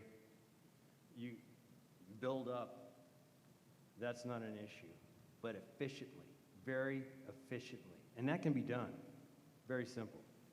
And there's examples you can follow. So the standards need to be changed. Listen, you're not going to build that structure unless it meets these standards. And that means, what is it using? Make sure you've got high speed to that. People are working from home now. It's amazing. It's wonderful. So that cuts down the carbon footprint right there. So we're utilizing that. Yeah, density's great. I walk downtown 5 days a week. Do you know what's down there? There's an immense amount of property down there, and I don't know who the landowners are. But it's not used effectively and efficiently. And so you can bring those towers up. That's it. All right, thank you. Now to you, candidate Jordan. If elected, would you support greatly increasing the development of open spaces or encourage more density? What specific plans would you support or not support as Spokane County grows? Can you repeat the first part of that, please? Sure. If elected, would you support greatly increasing the development of open spaces or encourage more density? Well, I think that we should start by doing a better job with infill development, is another phrase for filling in the existing areas in our urban core where we have the ability to add housing. We have a housing crisis, right? I've had the experience of being a young family trying to buy a house in this market. It was scary 2 years ago. It's even scarier now.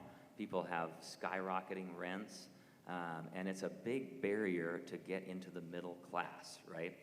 Or just to be able to afford a decent place to live, period, even if you're working to get into the middle class. So this is a big issue. We've got to grow smarter as a community, and the consequence, I think, of some backwards growth, so to speak, is traffic problems, right? When I grew up as a kid in Spokane, you just don't remember sitting in traffic all day, but now we've got a big traffic problem which relates to other topics such as transit, et cetera.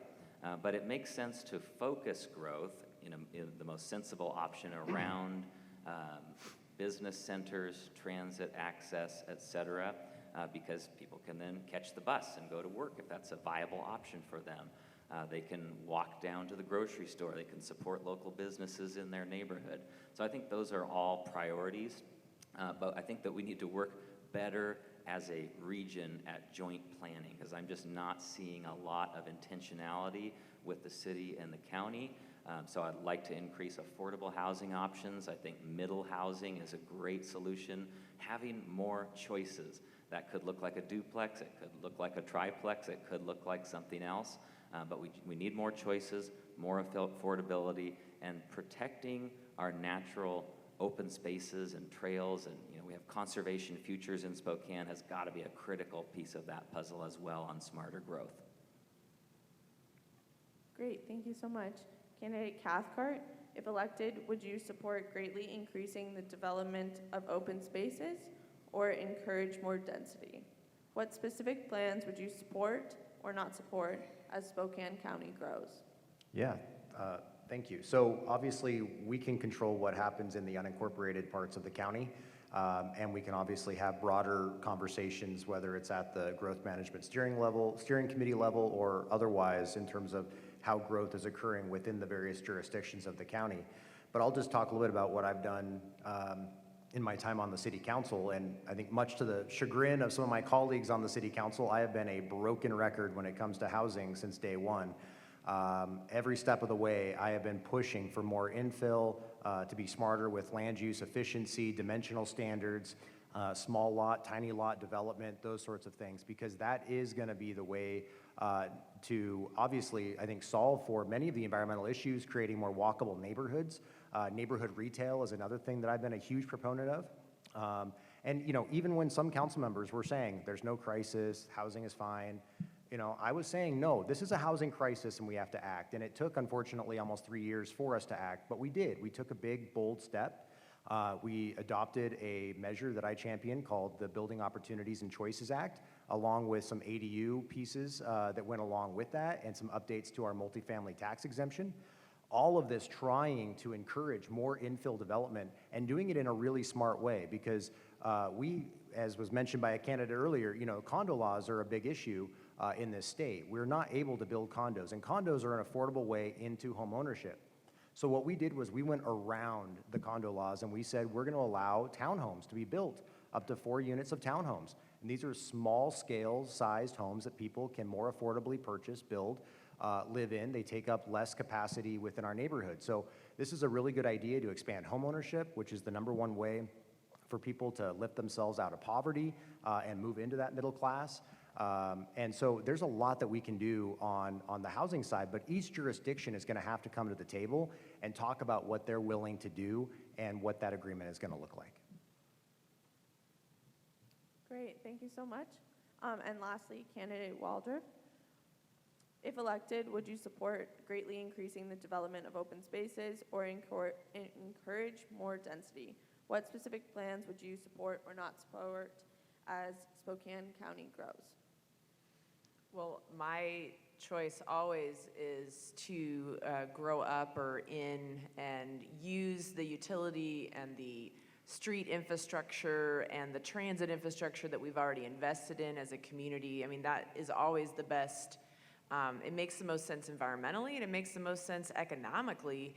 One of the reasons I'm running is that I sat on the Growth Management Steering Committee as a city council member, gosh, almost 10 years ago, and I was not happy with the process that the current county, or I guess it was some previous county commissioners used to decide how they wanted to push out growth into areas. And it was not intentional, it was not coordinated, it was not well planned, and you end up with islands of growth in areas that then the county and the taxpayers of the county are going to have to support for the next 20 years. And it's just not sustainable. So I guess sustainability, it's not sustainable economically or environmentally. Now, if there are areas where some of those utilities and infrastructure exist and we can build more, in the unincorporated area, I would support that.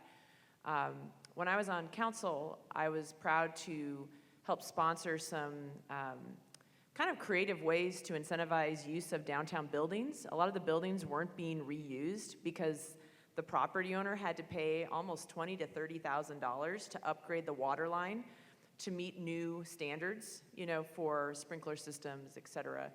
And we worked together in a bipartisan manner on the council to say, wait a minute, this is public infrastructure up to the building.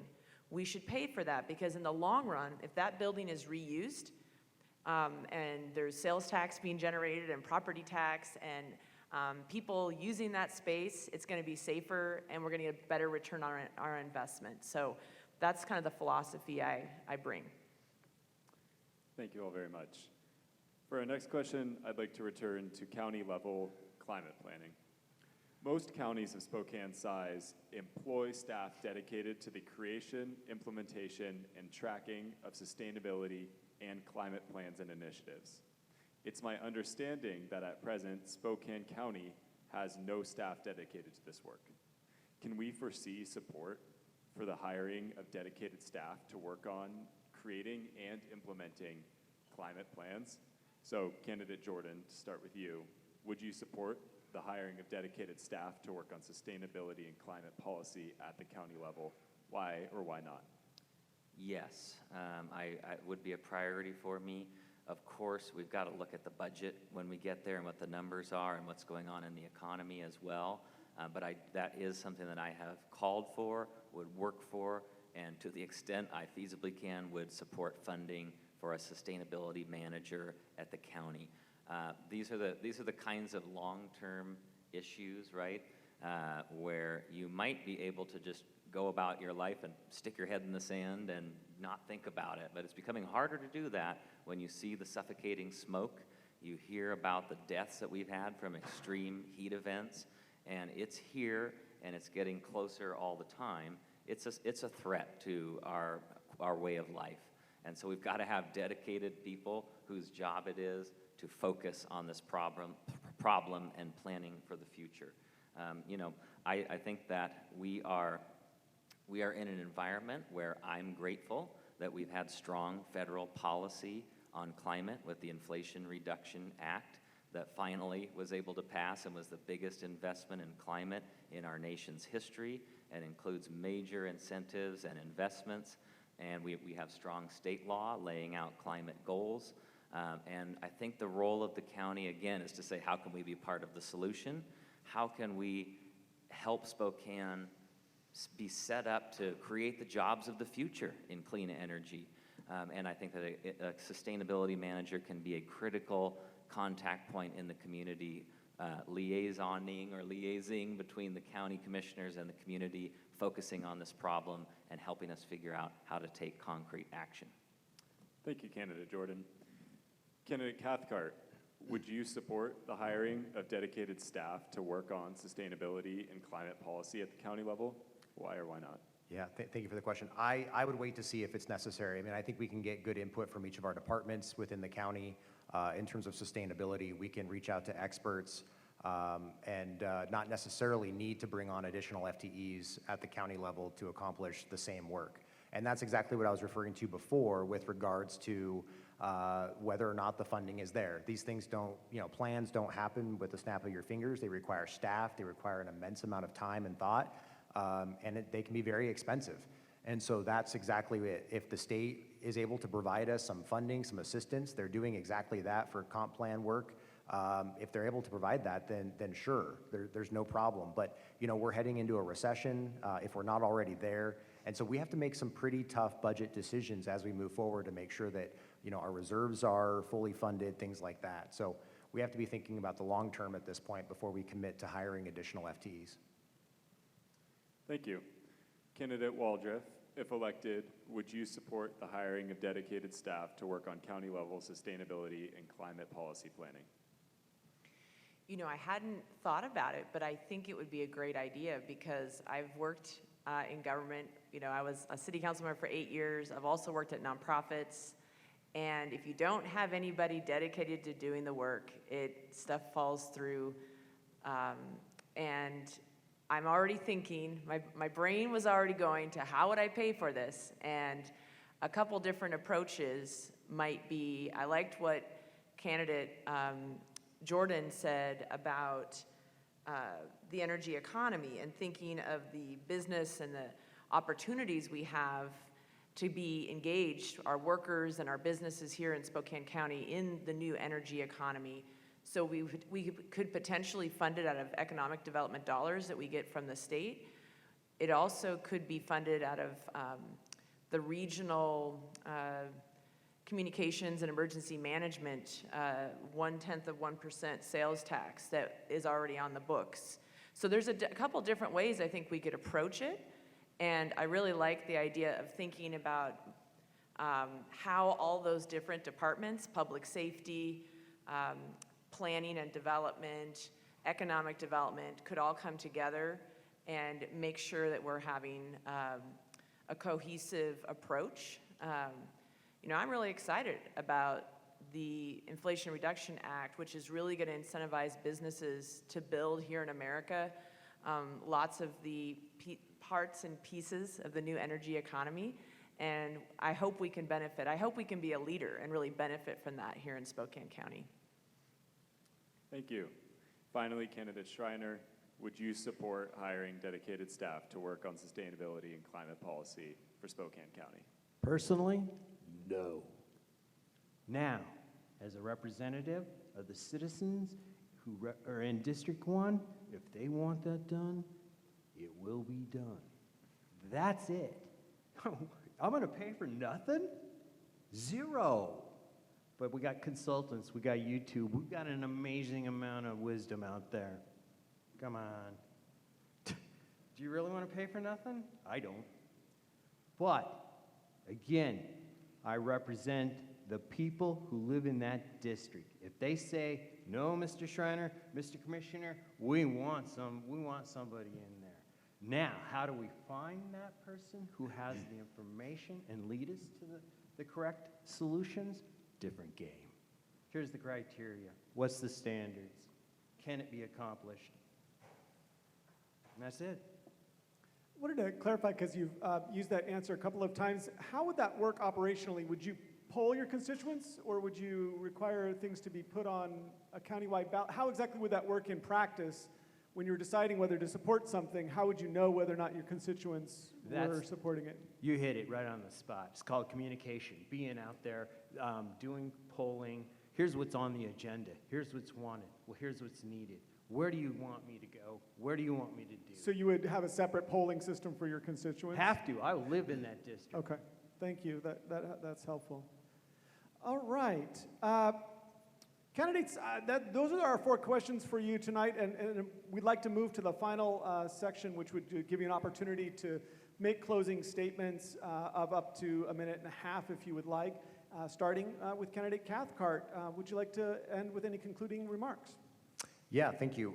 So one thing I really didn't get a chance to mention that I just wanted to bring up real quick is, an idea I have that I've been working on is this idea of trying to create this center of resiliency, is what I refer to it as, for lack of a better name. But the idea being that I really want to incentivize the manufacturing, distribution, and storage of critical goods right here in Spokane, because we know whether it's a international pandemic or it's winter weather and the pass is shut down, or it might be something related to climate impacts, we have issues that we may not be able to access certain needed supplies. And so can we incentivize the manufacturing, storage, and distribution of those in Spokane for all of Eastern Washington? And so that's an idea I've been really playing with. Would love to get any feedback if any of you have it.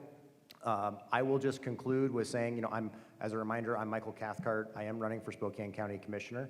VoteCathcart.com is my website, and I'll hang around for a few minutes if anybody wants to chat. Thank you all very much. Thank you very much. Candidate Waldrop, would you like to make any concluding remarks? Sure. I never give up an opportunity to say something. I want to thank the Gonzaga students. Great questions, and Professor Henning and the Center for Climate Change here. I think you guys have done a great job. I'm really impressed with the heat mapping work that you did this summer, and I encourage everyone to check that out on the Gonzaga website. It's really interesting and important data. I'm grateful for the opportunity to talk about these issues, and they're challenging. And one thing that I guess our panel didn't get to talk too much about was this idea of equity in this energy transition. And I think it's really important as we look to reduce our carbon footprint and transition to new energy sources and the equipment and all of the costs that are associated with that, that we're working really closely with our state and our federal leaders about how to make that an equitable transition, not just for vulnerable or low-income populations, but also for workers. Because workers are gonna, they may be doing different types of work in the future, and we need to make sure we have a plan for that. So that's really something I'm hoping that as the state moves forward with different standards and really pushing us, which I think is a good thing, I hope that they're also supporting that equitable transition for our community. Thank you very much. Candidate Schreiner, would you like to make any concluding statements up to 90 seconds? I'll close with, it's a wonderful thing. You're thinking about the climate, but doing it is a whole different game. But again, it can be done. If we focus, we can go from there. As a commissioner, there's many ways, especially in public works. We're burning a lot of diesel, a lot of fuel, a lot of energy out there. we can clean it up. That's not an issue. We can experiment, like the city of Spokane, with an electric garbage truck. Amazing. There you go. But we don't have garbage trucks. We have waste management out there. But there's things that we can do and consider economically. Again, I have to work and present the ideas and work with other people in regards to that. And that's pretty much it, but I know it can be done. Thank you very much. Candidate Jordan, would you like to offer any final remarks? Thank you all for being a part of this forum today and for the questions and for hosting us. I want to communicate that this is a critical election for County Commission. Local government is not something when I was kind of going through college and starting out my career that I paid a whole lot of attention to. You know, you're so focused on the presidential race and the Senate, but it has a lot of impact on daily life. You know, it touches criminal justice. It can make a difference on child care. It touches mental health issues and drug treatment and where we build. And there's so, and what our parks look like. There's so much opportunity to have impact, and this is the year to make a difference because it's the first year where we are electing new county commissioners. We have the ability to bring more transparency, more accountability, more responsiveness, and different voices to the table who have not been there my entire adult life. So I urge you to get involved in these races right now. We are close to Election Day, and in my particular race in District 1, there is a difference on climate. Specifically, I will work for a sustainability plan, I will work to have a sustainability manager, and I think it's time to take action on climate.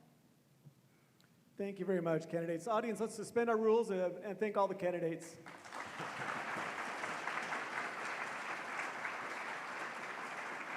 That's it all. You ready to go to the octagon? Come on. Let's also give a really warm thanks to our student moderators, Ben and Laurel.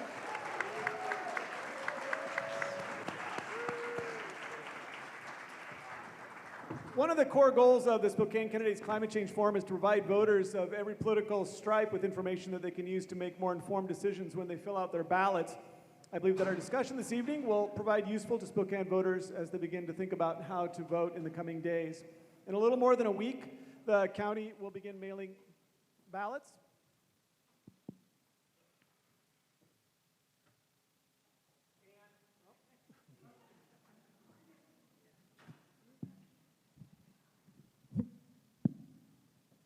Oops. So you're going to be getting ballots in the mail soon. I hope that you look for them and consider the climate when you vote. In conclusion, I'd like to note that we have a couple of free events coming up very shortly that relate to climate change, and would hope that you would consider attending these free events. The White House Chief of Staff on Climate Adaptation will be here on October 17th, which will be a particularly good event. And the other two events will also be excellent. So consider going to gonzaga.edu/climate center events to register for these upcoming events. I'd also like to note that we have one of our co-sponsors tonight. The Lands Council is hosting an event on climate change, which also has a pretty impressive panel that might be of interest to you. So consider going to the Lands Council to find out more information about that upcoming event. I'd like to conclude by thanking my wonderful colleagues who helped make this event possible, our timekeeper, Carly, our audiovisual experts, Caleb and Nick, and all of our folks, friends and guest services who planned a wonderful event with Patrick Pajek as well. Please join me in thanking them for all of their work. As a reminder, our event tonight is being recorded and will be available on our YouTube channel. If you go to the Climate Center's website or go to YouTube and Google Gonzaga Climate Center. By way of conclusion, I'd like to end, as I have for the last 4 years, by reading a brief portion of Pope Francis's comments when he visited America in 2015. From the White House lawn, Pope Francis said the following. He said, "It seems clear to me that climate change is a problem which can no longer be left to a future generation. When it comes to the care of our common home, we're living at a critical moment of history. We still have time to make changes needed to bring about a sustainable and integral development, for we know that things can change. Such change demands on our part a serious and responsible recognition not only of the kind of world we may be leaving to our children, but also to the millions of people living under a system which has overlooked them. Our common home has been part of this group of the excluded, which cries out to heaven and which today powerfully strikes our homes, our cities, and our societies. To use a telling phrase of the Reverend Martin Luther King, we can say that we have defaulted on a promissory note, and now is the time to honor it, end quote. Thank you all for attending, and don't forget to consider the climate when you vote. Good night.